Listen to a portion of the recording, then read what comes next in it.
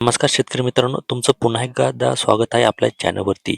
खरीप 2024 आणि रब्बी 2024च्या पीक विम्याबाबत शेतकऱ्यांसाठी एक महत्त्वाची अपडेट समोर येत आहे. विशेष म्हणजे ज्या शेतकऱ्यांना यापूर्वी पीक विम्याची काही रक्कम मिळालेली आहे, त्यांनाही आणखीन रक्कम मिळण्याची शक्यता आहे.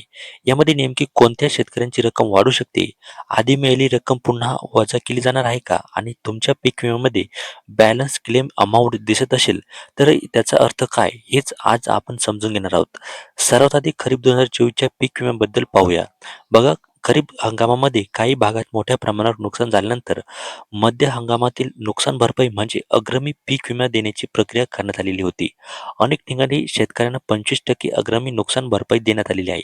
त्यावेळी काही शेतकऱ्यांना खात्यात 4,000 रुपये, 5,000, 8,000 किंवा त्या प्रकारे अग्रिम रक्कम जमा झालेली होती. पण त्यानंतर जेव्हा पीक नुकसानीचे अंतिम कॅल्क्युलेशन करण्यात आले, तेव्हा काही भागामध्ये अंतिम नुकसान भरपाई ही आधी दिलेल्या अग्रिम रकमेपेक्षा जास्त असल्याचे समोर आले आहे. आता इथे शेतकऱ्यांसाठी महत्त्वाचा मुद्दा येतो.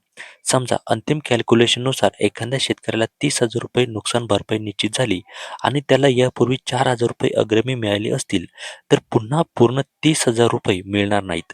आधी मिळालेले 4,000 रुपये अंतिम रकमेतील समायोजित केले जातील आणि उर्वरित 26,000 रुपये देय असतील. त्याचप्रमाणे एखाद्या शेतकऱ्याला पोस्ट हार्वेस्ट नुकसान भरपाईची रक्कम यापूर्वी मिळालेली असेल, तर ती रक्कम देखील अंतिम कॅल्क्युलेशनमध्ये समायोजित होऊ शकते.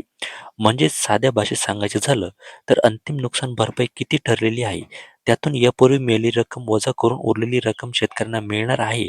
आता यामध्ये आणखीन एक महत्त्वाचा मुद्दा आहे. काही महसूल मंडळामध्ये सुरुवातीला जितके नुकसान दाखवण्यात आलेले होते, त्यापेक्षा अंतिम कॅल्क्युलेशन नुकसानीची टक्केवारी अधिक नोंदवली गेलेली आहे. काही ठिकाणी हे नुकसान 60, 65, 70, 80 किंवा 90% असल्याचे कॅल्क्युलेशनमध्ये दिसून येते. अशा परिस्थितीत आधी दिलेल्या नुकसान भरपाईपेक्षा अंतिम देय रक्कम जास्त होत असेल, तर त्या फरकाची रक्कम शेतकऱ्यांना मिळू शकते. याच पार्श्वभूमीवर धाराशिव जिल्ह्यातील जवळपास 116 कोटी रुपयांच्या अतिरिक्त वाटपाचा मुद्दा समोर आलेला आहे. त्याचबरोबर जालना, बुलढाणा, हिंगोली, परभणी, वाशिम आणि इतर काही जिल्ह्यांमधील पात्र शेतकऱ्यांना या प्रक्रियेचा लाभ मिळण्याची शक्यता आहे. मात्र प्रत्येक शेतकऱ्याला एकसारखी रक्कम मिळेल अशी नाही. कारण रक्कम ही नुकसानाचे अंतिम कॅल्क्युलेशन, आधी मिळालेली भरपाई आणि संबंधित महसूल मंडळाची पात्रता यावर सगळं जे आहे ना अवलंबून राहणार आहे. आता रब्बी 2024च्या पीक विम्याकडे वळूया. बघा, रब्बी 2024 हंगामामध्ये देखील ज्या महसूल मंडळामध्ये पीक विम्यासाठी पात्रता निर्माण झालेली आहे आणि अंतिम नुकसान भरपाईची कॅल्क्युलेशन झालेली आहेत, त्या भागातील पात्र शेतकऱ्यांच्या प्रकरणामध्ये पुढील रक्कम निश्चित होऊ शकते. याशिवाय काही शेतकऱ्यांना यापूर्वी 1,000 रुपयांपेक्षा कमी पीक विमा मिळालेला असेल, तर अशा प्रकरणांमध्ये शासनाच्या पूरक अनुदानाच्या माध्यमातून उर्वरित समायोजनाची रक्कम देण्याची प्रक्रिया देखील लागू होऊ शकते. आता अनेक शेतकऱ्यांचा एक प्रश्न असतो, माझ्या पीक विम्याचे पैसे फोटोवर दिसत होते, पण आता रक्कम शून्य दिसत आहे. मग मला पैसे मिळणार आहेत की नाही? तर याबाबत घाबरण्याची गरज नाही. पीक विम्याचे अंतिम कॅल्क्युलेशन, समायोजन आणि पूरक अनुदानाची प्रक्रिया सुरू असताना फोटोवर दिसणाऱ्या रकमेत बदल होऊ शकतो. काही प्रकरणांमध्ये रक्कम अपडेट होऊ शकते किंवा पूर्वी दिसणारी रक्कम बदलू शकते.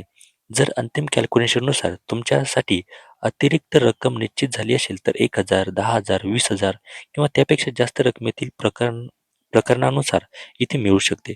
पण पैसे खात्यात नेमके कधी जमा होतील हे संबंधित निधी उपलब्ध आणि वितरण प्रक्रियेवर अवलंबून राहणार आहे.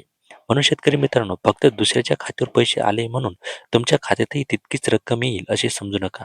तुमच्या स्वतःच्या पीक विम्याची स्थिती तपासा. यासाठी PMFBY च्या अधिकृत पोर्टलवर लॉग इन करून तुमच्या पीक विम्याची क्लेम स्टेटस पाहता येईल.